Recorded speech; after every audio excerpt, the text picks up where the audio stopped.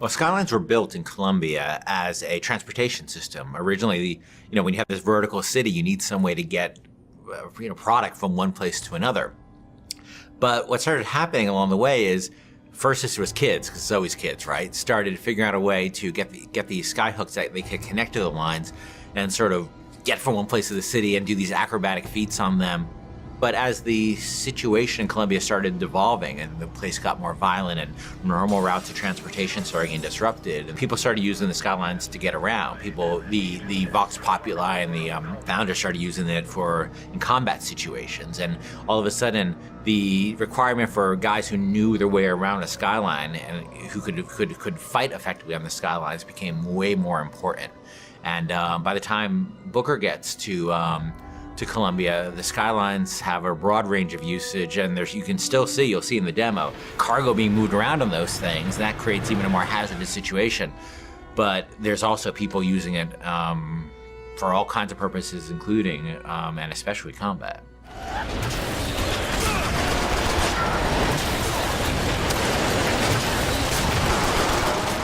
One of my big frustrations in working on Bioshock 1 is we had the ocean, but it was really just a piece of art. We never really dealt with, what it was like to fight at the bottom of the ocean in any meaningful way.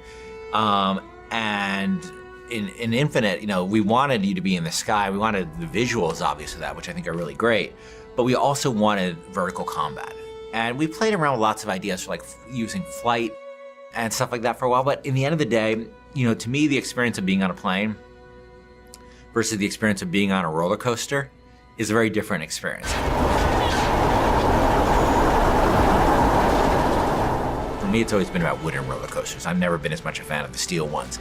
And that sort of clackety-clack feeling of, that going up to the top of a hill and then going over, and that amazing feeling you have.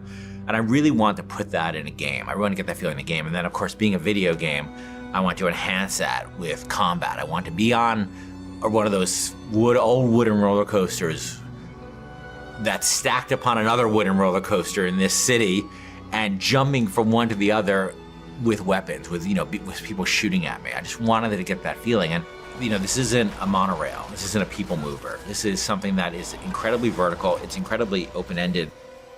And that's what Bioshock games are about. They're about giving the player a ton of tools and a ton of options and just letting them go to town.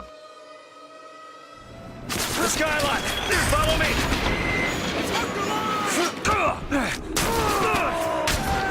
To tell you the truth, it took a long time to get it right, but I think we're really at the stage now where it feels just great, and it looks awesome, and it feels awesome, and it's one of our biggest challenges on Infinite, and I think we're really getting there.